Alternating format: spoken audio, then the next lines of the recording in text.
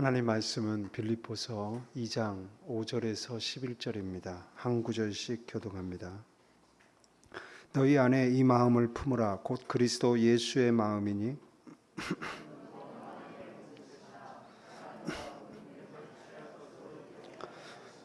오히려 자기를 비워 종의 형체를 가지사 사람들과 같이 되셨고 자기를 낮추시고 죽기까지 복종하셨으니 곧 십자가에 죽으심이라. 이러므로 하나님이 그를 지극히 높여 모든 이름 위에 뛰어난 이름을 주사 하늘에 있는 자들과 땅에 있는 자들과 땅 아래에 있는 자들로 모든 무릎을 예수의 이름에 꿇게 하시고 같이 읽습니다. 모든 입으로 예수 그리스도를 주라 시인하여 하나님 아버지께 영광을 돌리게 하셨느니라. 아멘. 오늘 저는 마음으로 마음을 품으라 이런 제목으로 하나님 말씀을 전하겠습니다. 지난 주 중에 저는 교구장 한 분에게 기도의 도움이 절실히 필요한 성도 한 가정을 방문하여 3일 동안 작정 예배를 드려주기를 부탁을 했습니다. 교구장은 흔쾌히 허락하고 기도하여 정성을 다해 준비한 하나님 말씀을 가지고 권사님과 함께 그 가정을 방문하여 3일 작정 예배를 인도했습니다. 둘째 날 때 제가 교구장에게 어떻게 진행되고 있는지를 물었습니다. 그때 교구장이 대답하기를 하나님 말씀을 전하고 기도하니 큰 은혜가 임해서 그 성도의 영혼이 살아나고 가정의 분위기가 바뀌고 하나님이 그곳에 임재하심을 느꼈습니다. 하나님이 그 가정에 큰 역사를 행하시니 느껴졌습니다. 그래서 제가 매우 기뻐서 그래요, 참 잘 됐네요. 앞으로 혹시 교구원들 중에 기도의 도움이 필요한 분들이 계시면 언제든지 이렇게 작정 예배를 인도해 주시면 좋겠습니다. 그랬더니 교구장이 그때 한 대답이 기억에 남습니다. 네, 목사님 잘 알겠습니다. 그런데 사모하는 마음이 정말 중요한 것 같습니다. 제가 아무리 기도를 많이 하고 예배를 드려주어도 성도 본인이 사모하지 않으면 아무 역사도 일어나지 않고 하나님의 은혜를 간절히 사모하는 마음으로 받아들여야 큰 역사가 일어나는 것 같습니다. 그렇습니다. 사모함이 은혜의 유무를 가르는 것입니다. 목마른 사슴이 시냇물을 찾기에 갈급함과 같이 정말 배를 쫄쫄 굶은 어린 아기가 엄마의 젖을 찾아서 울부짖듯이 그렇게 하나님의 은혜를 사모하며 갈급해하는 자에게 은혜가 임하는 것입니다. 응답의 역사가 임하는 것입니다. 기적이 일어나는 것입니다. 내 인생 이대로는 안 된다.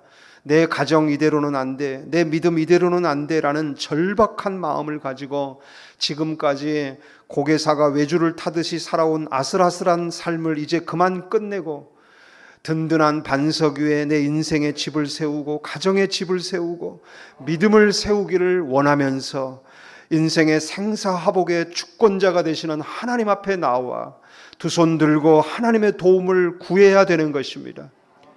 더 이상 교만한 자리, 어리석은 자리에 앉아 있어서는 안 됩니다. 더 이상 인본주의, 물질 만능주의, 과학 만능주의의 바벨탑을 쌓고 있어서는 안 되는 것입니다. 현대의 인류는 인류 역사상 가장 발달된 문명을 자랑하고 있습니다. 호모 사피엔스를 넘어 호모 데우스라는 자평을 하면서 스스로 의시되고 스스로 목을 굳게 세우며 하나님 앞에 교만하고 있습니다. 그러나 눈에 보이지 않는 작은 코로나 바이러스의 공격 앞에서 속수무책으로 무너지고 쓰러지고 죽어가는 인간의 근본적 연약함을 재확인하면서 인간으로서는 피할 수 없는 숙명인 질병과 죽음 앞에서 결국 인간은 한 줌의 흙으로 와서 한 줌의 흙으로 돌아가는 존재일 뿐이라는 자신의 근본을 깨닫게 되었습니다. 끊임없는 자원의 개발과 문명의 발전이 유토피아를 건설해주고 인간의 생명을 영원하게 만들어줄 줄 알았지만은 그 개발 과정에서 무차별적으로 파괴되고 희생된 환경과 자연의 역습을 당하여 지금 인류의 터전인 지구는 완전히 망가져 있고 죽어가고 있음을 통해서 우리는 인간의 생각이 얼마나 교만하고 어리석은 것인지를 뼈저리게 깨닫고 있는 것입니다. 여러분, 하나님이 인간을 창조하신 후에 그 마음에 하나님의 생기를 불어넣어 주시고 복을 주시며 이 아름다운 지구와 지구 위의 모든 생태계의 자연과 동물과 생물들을 잘 맡아서 관리하고 다스리라고 명령하셨으나 인간은 너무나 교만하여 자신의 만족과 유익과 행복만을 추구하며 바벨탑의 기치를 높이 내걸고 함부로 자연과 환경과 이런 여러 가지 지구에 존재하는 것들을 자기 것인 양 자기 마음대로 짓밟고 파괴하고 지배하고 정복하며 하나님 행세를 해왔습니다. 인간이 그렇게 교만을 떨며 하나님 행세를 해온 결과 오늘날 어떻습니까?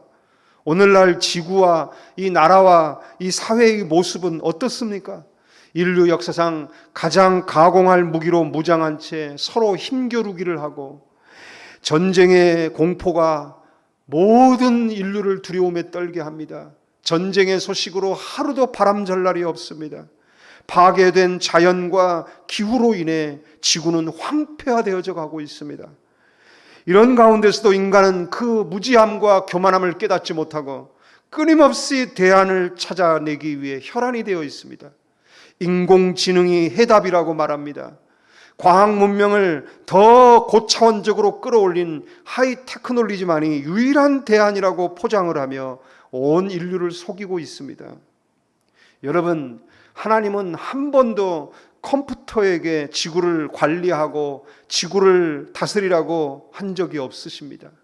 기계와 로봇, 인공지능에게 지구를 관리하고 다스리라고 한 적이 없으십니다. 오직 하나님의 형상으로 창조하시고 자신의 생기를 불어넣어 주신 인간에게만 지구를 맡겨서 관리하고 다스리게 하신 것입니다. 인간은 그 청지기의 사명을 감당해야 함에도 불구하고 스스로 하나님이 되고자 하는 교만에 빠져 자신이 창조해내고 만들어낸 컴퓨터가 그리고 기계와 로봇이 인공지능에게 그 지구를 맡기려고 하고 있습니다. 이러한 인간이 하는 모든 행동은 하나님으로 하여금 다시 한번 지구를 리셋시킬 수밖에 없는 최악의 상황으로 지구의 역사와 환경을 몰아가고 있는 짓인 것입니다. 너희는 세상의 소금이니 이 세상 가운데서 소금이 되라.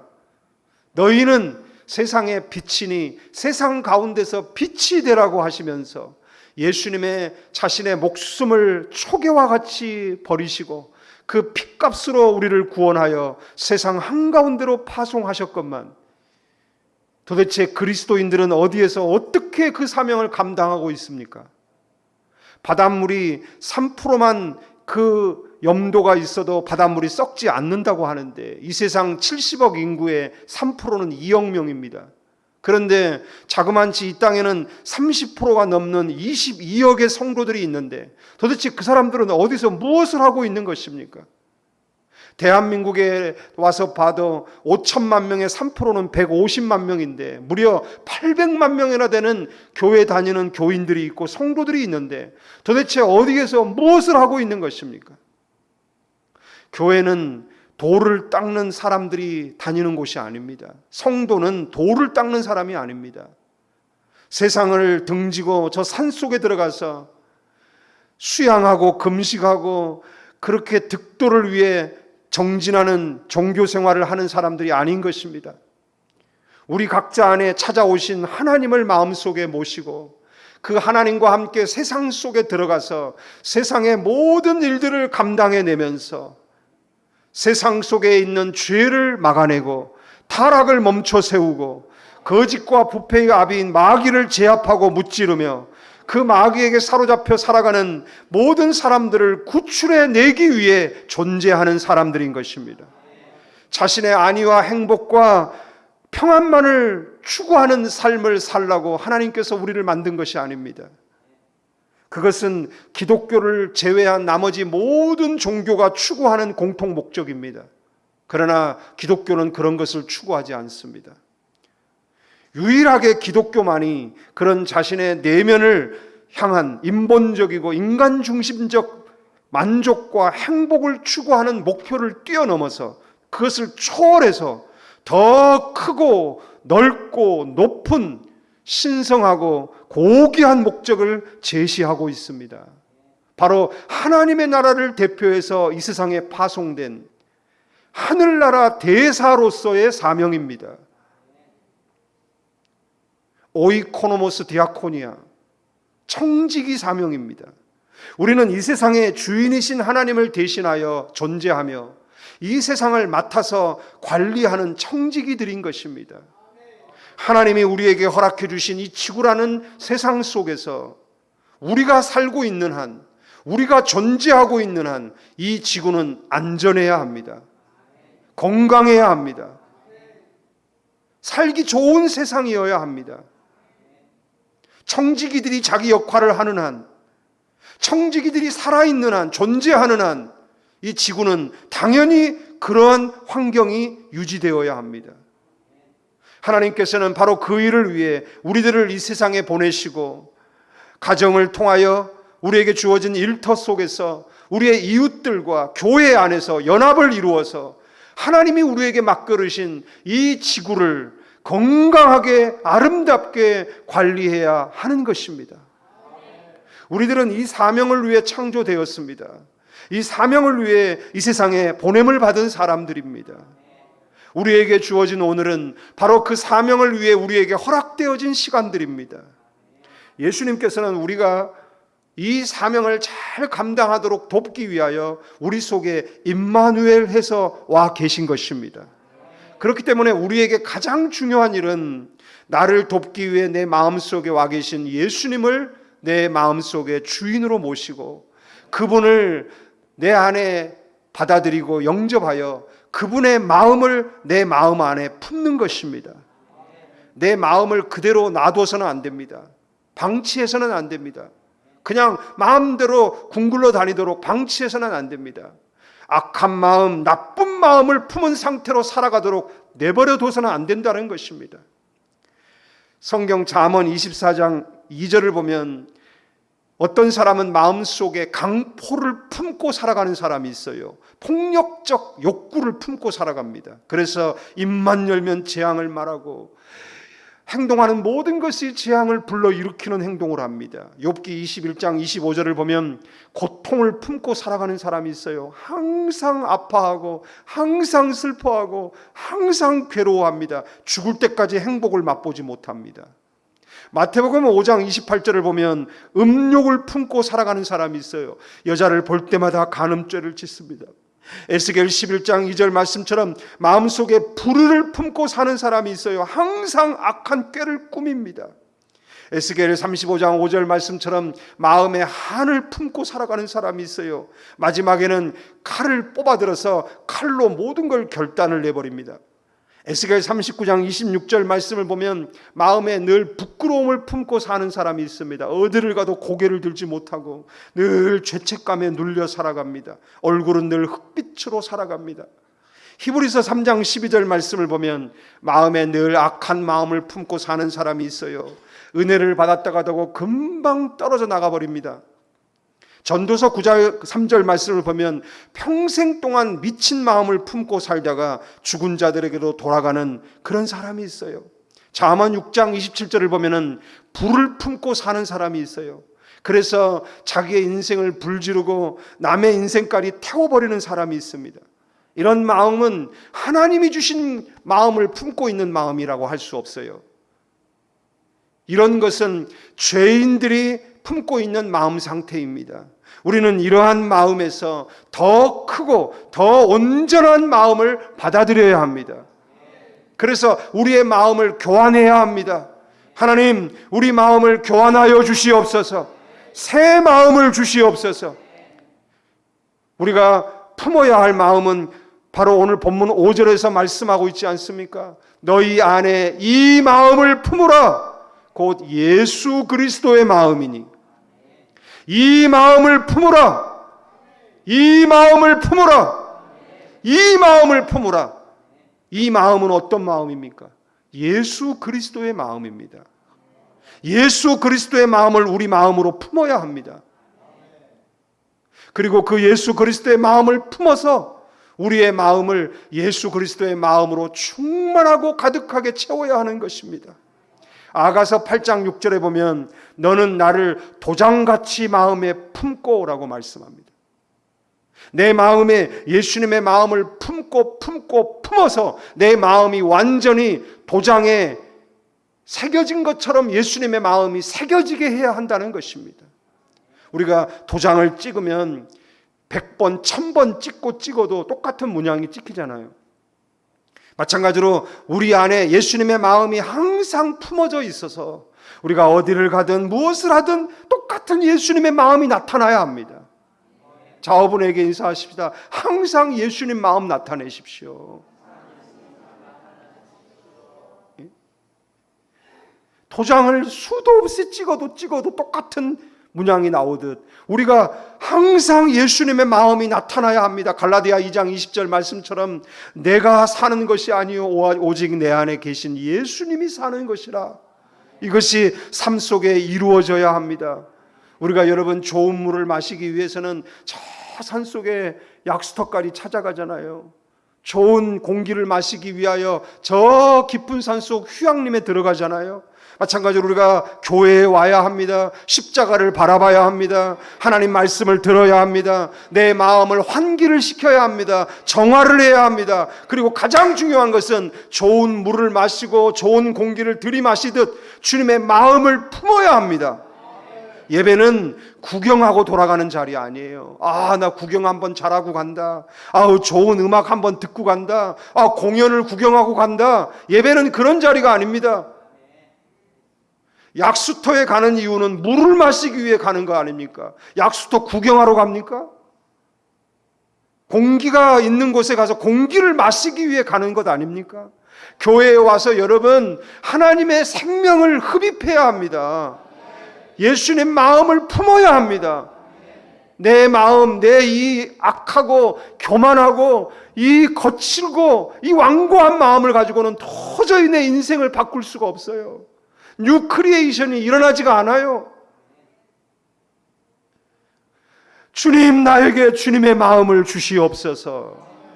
그리스도의 마음을 나에게 주시옵소서. 내가 주님의 마음을 품게 하여 주시옵소서. 가득 품고 살아가게 해 주시옵소서. 기도하고 원하며 주님의 마음을 품어야 합니다. 그리고 주님의 마음을 가지고 살아야 돼요. 예수님이 자신을 소개하실 때 나는 마음이 온유하고 겸손하다라고 하셨으니 예수님 마음을 품고 살아가면 자연스럽게 온유가 나오고 겸손이 나오는 것입니다. 이게 무슨 훈련받아 가지고 나오는 게 아니에요. 예수님이 내 안에 계시기 때문에 자연스럽게 온유가 나오고 겸손이 나오는 것입니다. 주님은 또 다른 곳에서 자신을 소개하실 때 나는 길이요 진리요 생명이다라고 하셨으므로 우리가 예수님을 마음에 품고 살 때 자연스럽게 하나님의 길을 걸어가게 되고 진리를 알게 되고 생명을 누리게 되는 것입니다. 또 다른 곳에서 예수님이 말씀하신 내가 세상의 빛이다라고 말씀하셨어요.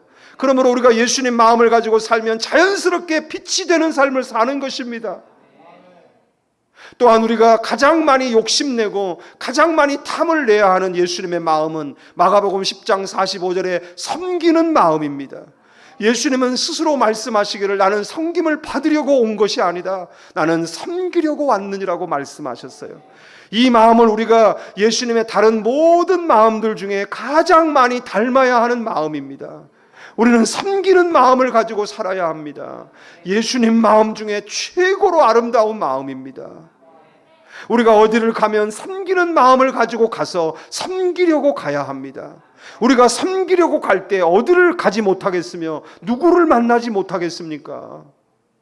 대접받으려고 하니까 가려서 만나고 나를 인정해 주는 사람만 만나려고 하는 것 아닙니까?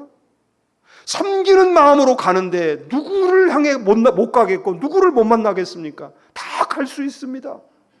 무슨 일을 못 하겠습니까? 다 할 수 있습니다. 섬기는 마음으로 하면은 우리는 이 땅에 하나님의 나라의 대사로 보내심을 받은 사람들로서 어떻게 하나님의 대사의 사명을 감당할 것인가? 바로 섬기는 마음으로 감당해야 합니다. 섬기는 마음으로 그 자리에 서서 나에게 보내주신 사람들, 나에게 맡겨주신 자연과 생명체와 환경을 섬김으로 대해야 하는 것입니다. 함부로 지배하고 다스리려고 해서는 안 됩니다. 우리가 여러분 매일매일 음식을 앞에 두고 식사 기도를 먼저 하잖아요. 물을 마시기 전에도 기도를 하고 마시잖아요. 하나님, 일용할 양식을 주셔서 감사합니다. 제가 평생을 식사 기도를 해왔으니 얼마나 오랫동안 많이 기도해 왔겠어요. 그러나 제 머릿속에 남아있는 가장 은혜로운 식사 기도는 하나입니다. 제가 오래전에 부흥사님을 초빙해서 식사 대접을 하는데 이 부흥사님이 생선을 좋아하신다고 해서 생선구이를 대접을 해드렸습니다. 상이 다 차려진 후에 부흥강사님이 축복 기도를 해주시는데 이렇게 기도를 해주십니다. 하나님 아버지, 여기 있는 이 고기가 죽어서 우리를 살리듯, 우리를 건강하게 해주듯, 우리들도 죽고 예수로 살아서 다른 이들을 살리는 삶을 살게 해주십시오. 너무너무 은혜를 받았습니다. 우리가 물을 마시더라도, 생선 하나를 먹더라도 이 자원이 죽어서 나를 살리고 나를 건강하게 하듯 나도 예수로 살아서 다른 사람을 살리게 해주시고 자연을 살리게 해주시고 지구를 살리게 해주시옵소서. 우리는 그동안 살아온 모든 것이 누군가의 섬김을 통해, 누군가의 희생을 통해 지금까지 살아올 수 있었습니다. 어떤 것은 아픈 슬픈 과거로 기억에 남는 것도 있지만, 그러나 여러분, 그분들은 본인들도 힘들고 어려운 상황에서도 최선을 다해 나를 섬겨주신 것입니다. 이제 우리는, 예수 믿는 우리들은 이제부터 내 마음이 아니라 내가 품고 있는 예수님의 마음을 가지고 살아서 더 진하고 더 넓고 더 깊고 더 오랫동안 섬김을 베풀어야 하겠습니다. 섬김을 베풀어야 하겠습니다. 결론을 맺습니다. 내 마음으로 살지 않아야 합니다. 내 기질, 내 감정, 내 기분으로 살아서는 안 됩니다. 예수님의 마음을 품고 예수님의 마음으로 살아야 합니다. 예수님이 어느 곳에 가시든 살아나는 역사, 회복되는 역사가 일어난 것처럼 우리가 누구를 만나든 어느 곳에 있든 사람이, 자연이, 생물이 모든 것이 살아나고 회복되는 역사들이 일어나야 하겠습니다.